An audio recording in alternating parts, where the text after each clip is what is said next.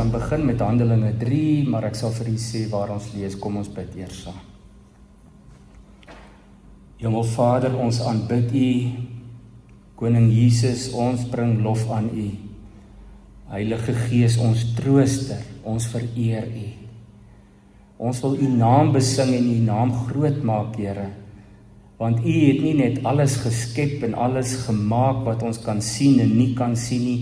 U is ook die een wat die ganse heelal in die holte van u hand kan hou.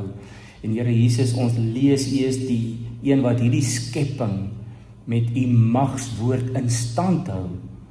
Dat die hele spul nie in mekaar tuimel nie. Dat ons ook nog kan lewe en kan hoop en kan weet daar is 'n toekoms. Maar ons is die mees opgewonde oor die ewige toekoms wat ons saam met u het. Dankie dat ons kan lees as Paulus vir ons skryf en die ander skrywers, ons het eintlik saam met u gesterf. Saam met u is ons opgewek en nou sit ons saam met u in die hemel.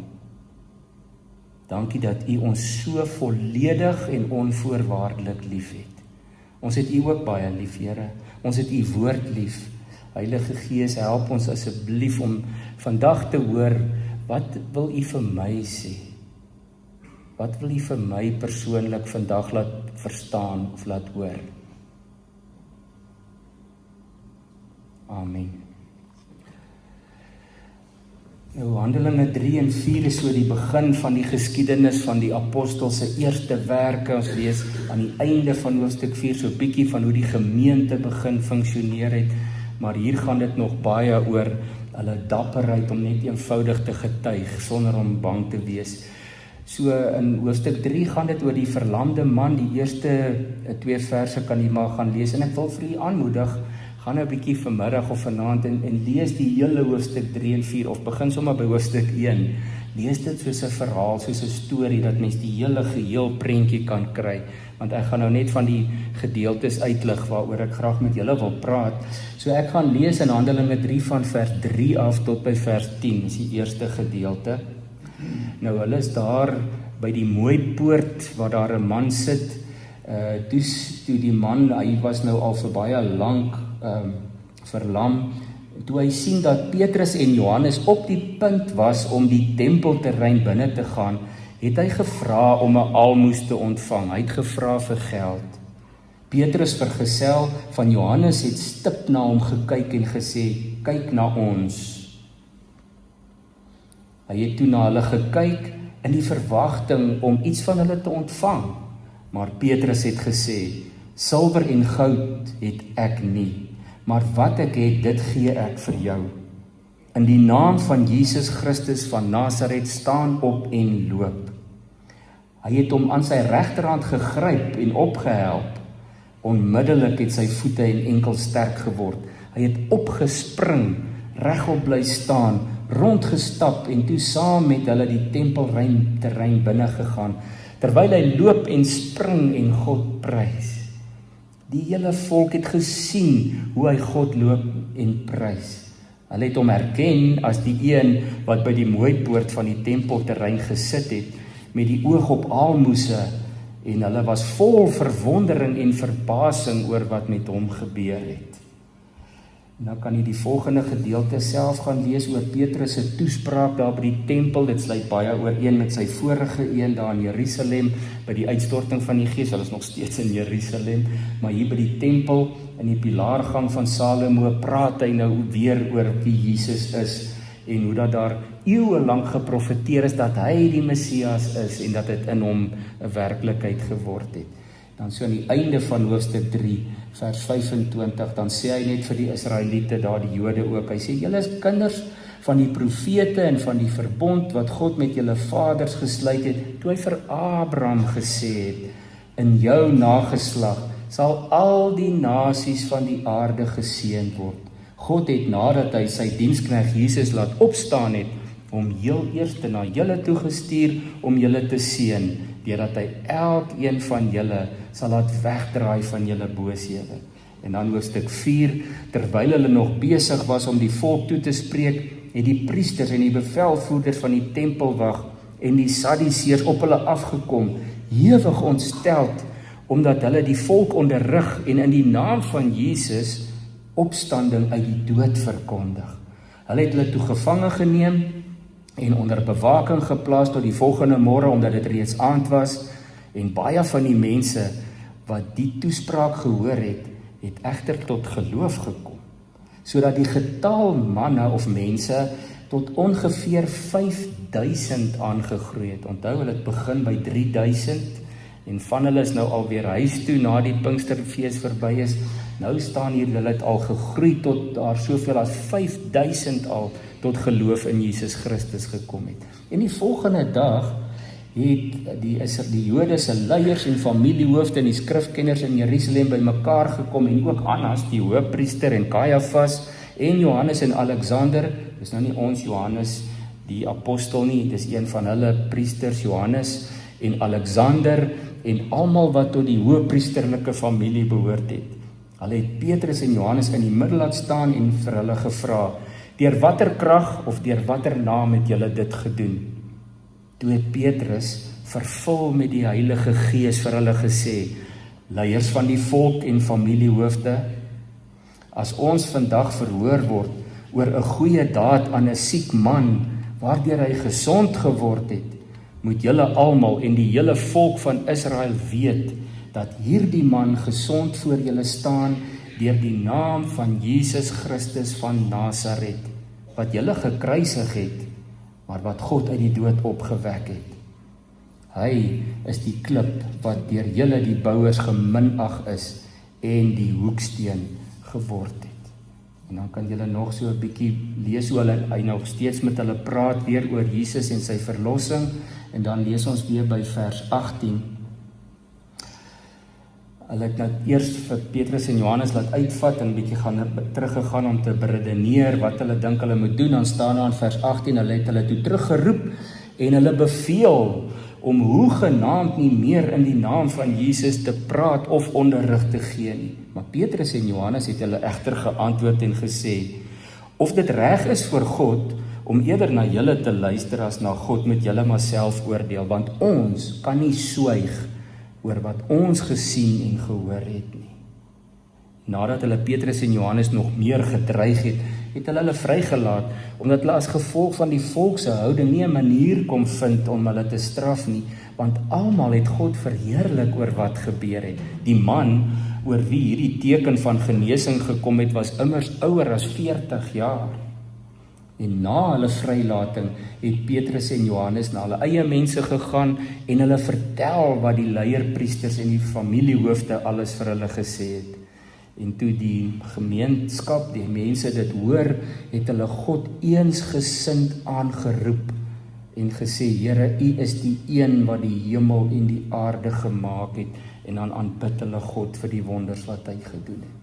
En dan kan ons net weer lees van vers 29 af, die laaste gedeelte, want nou is dit die gebed van die gelowiges, gaan lees dit gerus, hoe hulle God loof, en dan in vers 29 gaan die gebed so, en nou Here, slaan ag op hierdie dreigemente, en gee dat U diensknegte U boodskap met alle vrymoedigheid verkondig, deur U hand uit te strek tot genesing, en deur dat tekens en wonders deur die naam van U heilige diensknegt Jesus plaasvind.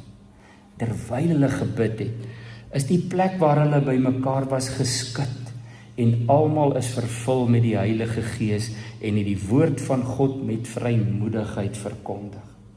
Die menigte wat gelowig geword het, was een van hart en siel. En niemand het na enige van sy besittings as sy eie verwys nie, maar hulle het alles gemeenskaplik besit. Die apostels het ook kragtig getuig oor die opstanding van die Here Jesus, en groot genade het oor hulle almal gekom. Daar was inderdaad niemand onder hulle wat gebrek gely het nie, aangesien almal wat grond of huise besit het, dit verkoop het, en die opbrengs van die verkope gebring en aan die voete van die apostels neergelê het. En aan elkeen is dan uitgedeel in ooreenstemming met wat hy nodig gehad het. Josef, 'n Lewiet, afkomstig uit Siprus, wat by die apostels die bynaam Barnabas gekry het, as dit vertaal word beteken dit seun van vertroosting. Hy het 'n stuk grond besit, maar dit verkoop en die geld gebring en ook aan die voete van die apostels neergelê. Tot sover.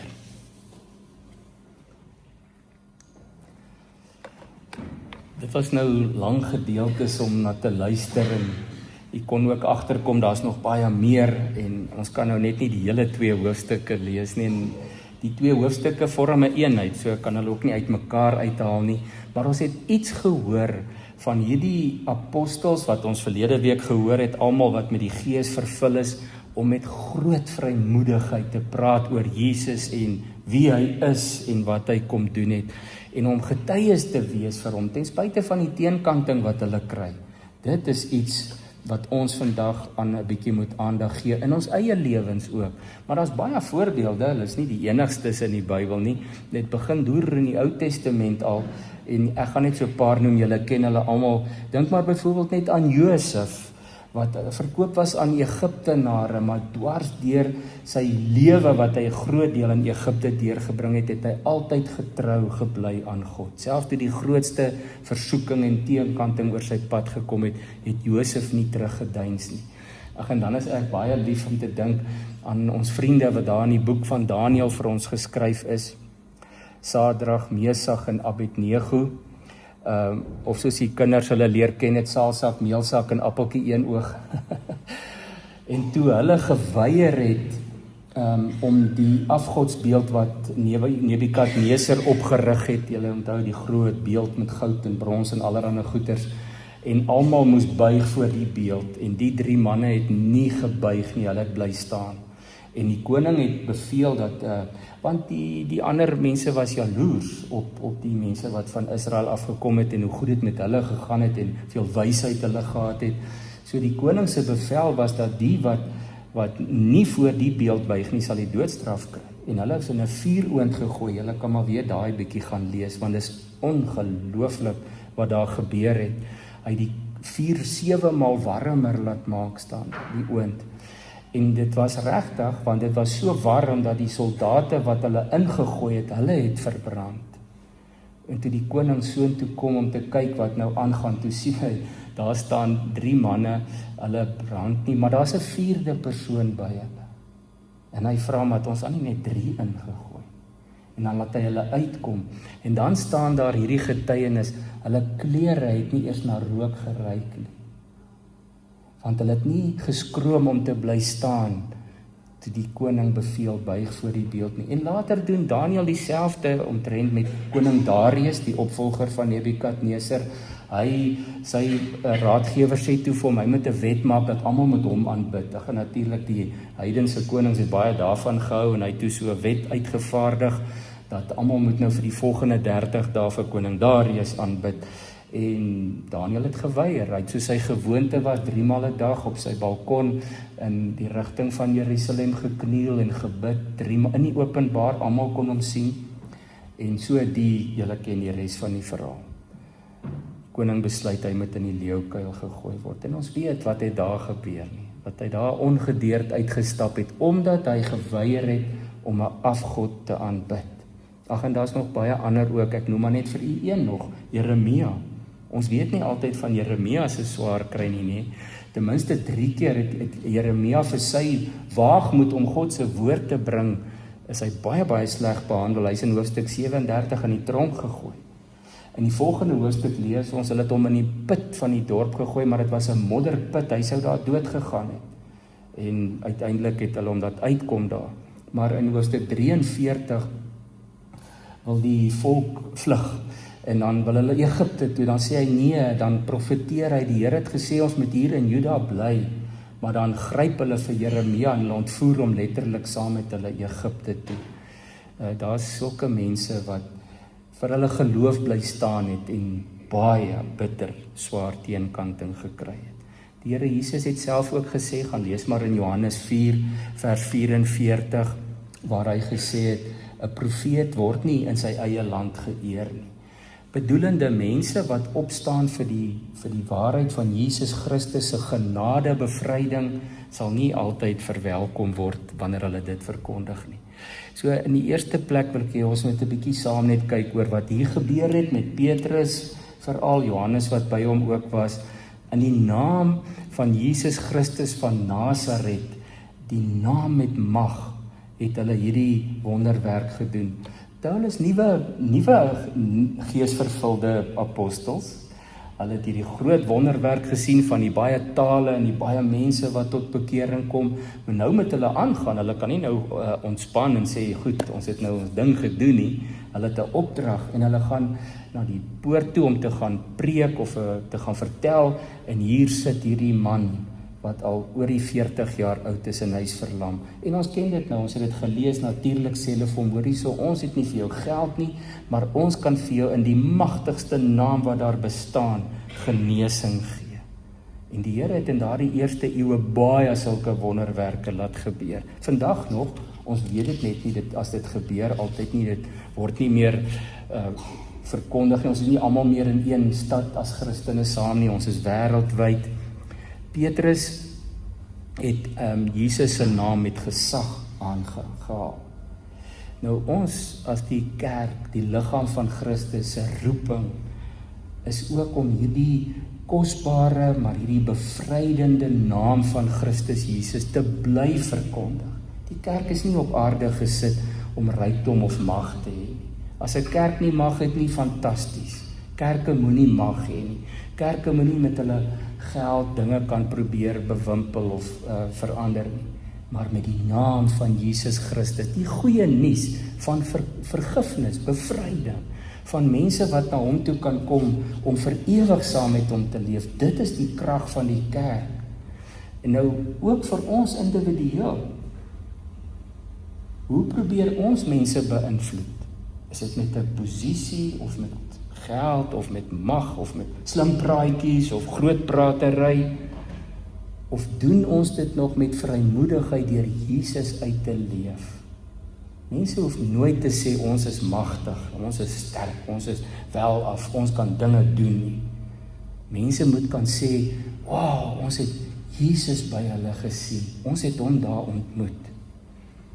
Die Here Jesus het elkeen van ons geroep, nie vir al hierdie ander goed nie. As die Here dit vir jou gee, prys sy naam en deel uit, maak soos Barnabas. Maar weet net dat die Here jou en my geroep het om hom uit te straal en hom uit te leef. Al het jy nie 'n sent op jou naam nie, al het jy geen status in die samelewing. Dis nie waaroor dit gaan. Want ons moet soos Johannes en Petrus selfs voor 'n hof van hooggeplaastes kan sê, ek kan nie anders nie. Julle moet nou maar besluit, moet ek vir julle luister of moet ek vir God luister? Die hoogtepunt vir my van hierdie gedeelte is eintlik hierdie verklaring dat hulle sê, ons eer God, ons vrees nie mense nie.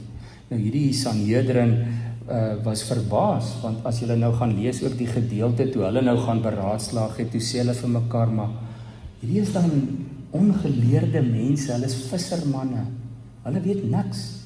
Maar kyk wat het gebeur, en ons kan hulle nie nou nog verder in die tronk gooi of hulle straf nie, want die volk is beïndruk met wat daar gebeur het. Nou natuurlik was die volk beïndruk, maar nie met die twee nie, met God, met Jesus wat dit gedoen het. Hulle was net die instrumente. So ek en jy het ook 'n roeping om vrylik ons geloof uit te leef en vir mense te bemoedig en te bid en vir mense te sorg, sonder om bekommerd te wees oor die teenkanting wat ons gaan kry. Nou ons is genadiglik in 'n land en in 'n situasie dat ons nie sommer hierdie stadium, dit kan dalk vorentoe gebeur, maar op hierdie stadium sal jy nie sommer gearresteer word nie. Daar's allerhande bangmaak stories dat dit nog kan gebeur. Maar tans, as jy uitgaan na jou werk toe, dan kan jy nog redelik jou Christendom uitleef. Al mag mens by sommige werkgewers nie oor geloof praat nie. Mens hoef nie te praat nie. Die manier hoe ons dit uitleef en ons liefde uitstraal en vir mense met ons Jesus oë kan kyk, dat hulle hom kan raak sien, dan hoef jy nie sy naam eers te noem nie. En dit is ons roeping. Ten spyte van die feit dat daar dalk openlik vir ons bespotting sal wag of verwerping of teenkanting of uitstoot. Mense sal ons maklik uitstoot, want dit is vir hulle ongemaklik as iemand praat van daar's 'n lewende God by wie almal welkom is. Dit maak hulle kriewelrig. Maar dink net, aan wat ook in ons eie lewens, in ons klein invloedsfeer en in ons gemeente se omgewing kan gebeur, nog meer kan gebeur, as ons met groot vrymoedigheid, ten spyte van teenkanting of druk van buite, net eenvoudig hierdie liefdesboodskap uitleef.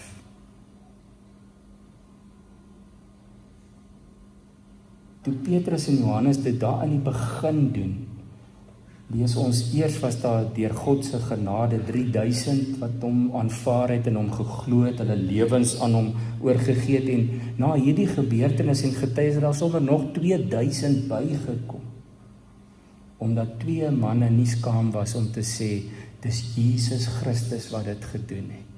Dis hy wat julle laat kruisig het. Die hoeksteen wat is nou die een, hy is nou die hoeksteen, maar dis die klip wat julle verwerp het.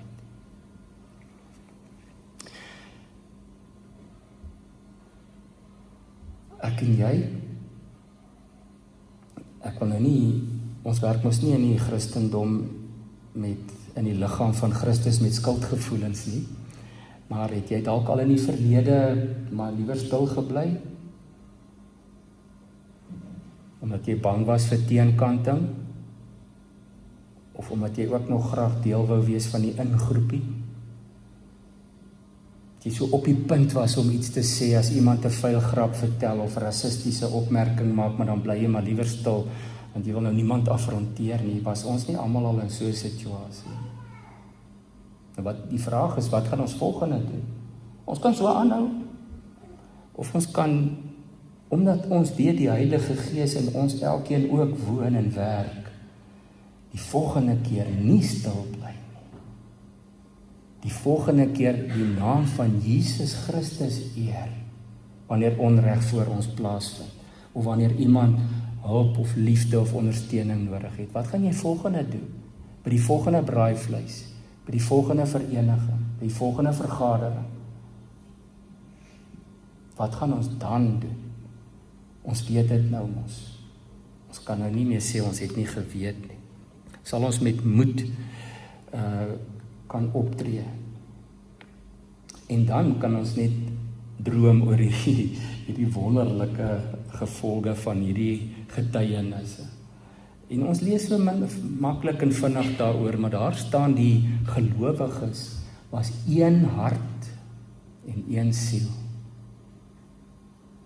Ek weet nie of ons dit ooit weer sal regkry nie, en ek wil nou nie negatief of skepties klink nie, maar die Christendom is nie vir my die kerk, die gemeente.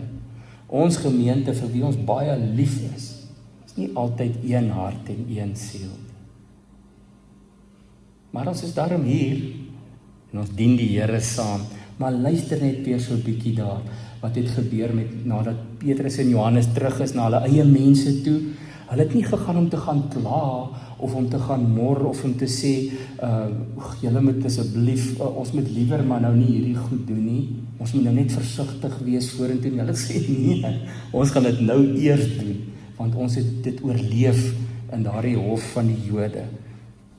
En dan lees ons 'n wonderlike gebeurtenis in hoofstuk 4, amper 'n soortgelyke gebeurtenis as in hoofstuk 2, hulle bymekaar, hulle bid, hulle sê vir God, dankie Jesus, hulle loof hom, hulle aanbid hom, en weer word die plek geskit. Nou, hulle was reeds vervul met die Gees, wat daar gestaan, hulle is toe almal met die Gees vervul, beteken waarskynlik hulle net 'n nuwe vrymoedigheid ontvang, en van die ander mense dalk nog nie die Gees toe ontvang het nie, het hom ontvang. Dis nie 'n nuwe uitstorting gewees nie, maar dit was definitief 'n bevestiging van God se kant af. Die Here eer die wat hom eer. En dan bid hulle in vers 24 tot 30. Hulle is onderdruk, maar hulle bid, hulle sê, Here, laat u naam verheerlik word. En dit moet ons ook nie vergeet nie. Ons kan nie leef asof die Heilige Gees het eenmal in ons kom woon, en ons praat daaroor, hy werk deur ons nie. Hy is voortdurend besig om ons te bemagtig, as ons net ons oë sal oopmaak vir die geleenthede wat hy voor ons neersit, om Jesus se naam te verkondig. Ons hoef nie dan te dink, maar ek het lank terug, dat ek 'n belewenis met die Heilige Gees gehad. Dit gaan nie oor jou belewennisse nie. Die Heilige Gees werk elke minuut van elke dag in jou. Paulus sê hy laat die heerlikheid van Christus uit ons uitstraal en hy maak dit meer en meer.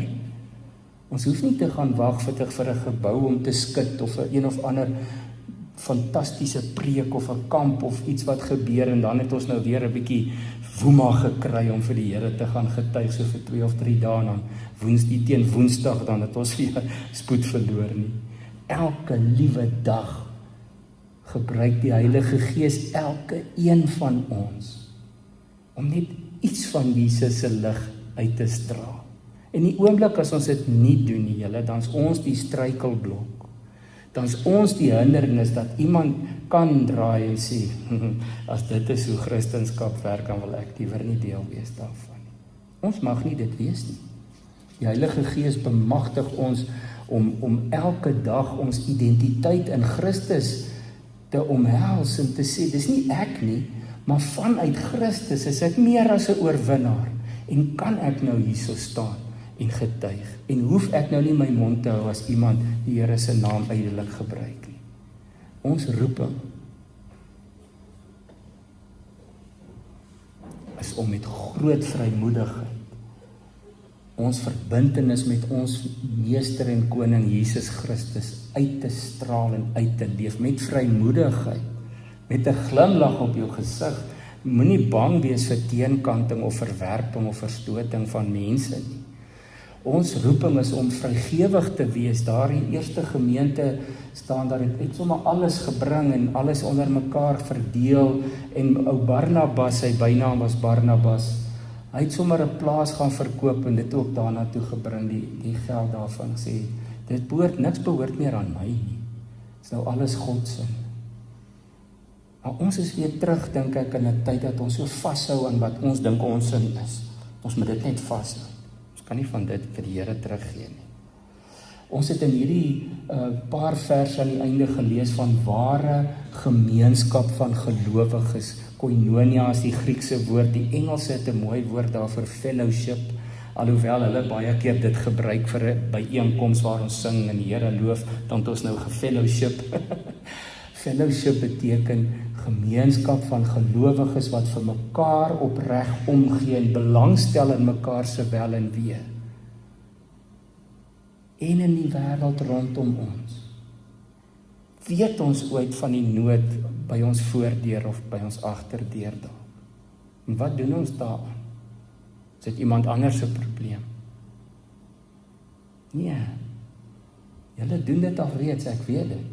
Die Here wil net hê ons moet dit nog meer doen. Ons moet hierdie gemeenskap van gelowiges onder mekaar al hoe sterker en sterker uitleef. Dat ander mense eintlik bietjie jaloers sal wees en sê, maar ons wil ook deel wees daarvan. Te veel kere dan hoor ek mense sê, nee wat, ons is klaar met die kerk. Ons het daar geen gemeenskap van gelowiges ervaar nie, maar dit is nou nie oor ons gemeente nie, gelukkig nie. Ons is nie oulik nie, maar ons moet gehoorsaam wees. Ons vrymoedigheid, ons vrygewigheid in ons gemeenskap moet mense inspireer om deel te wil word.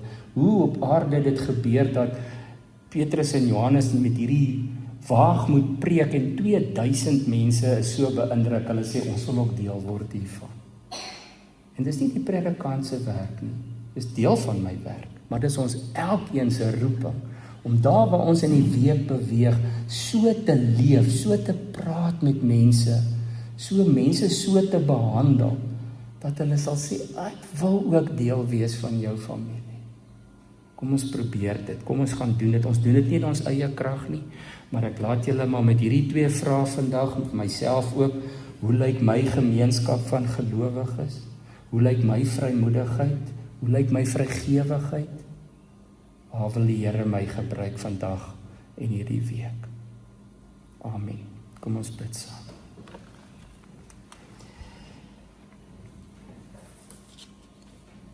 Here, my gebed vir ons almal is dat U vrede deur ons sal vloei.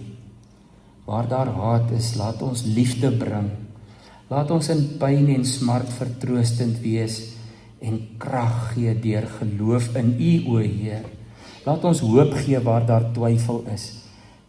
en U lig laat skyn in duisternis. Ja, Here, laat ware vreugde, U vreugde, Here Jesus, uit ons straal. Help ons om ander mense hoër te ag as onsself, om lief te hê ander bo onsself, ja, om eerder te gee as om te wil ontvang. Laat U vrede deur ons vloei, Here, leer my om ook soos U te kan vergeef. Maak my bereid om aan myself te sterf, dat ander U ook in my kan sien. Amen.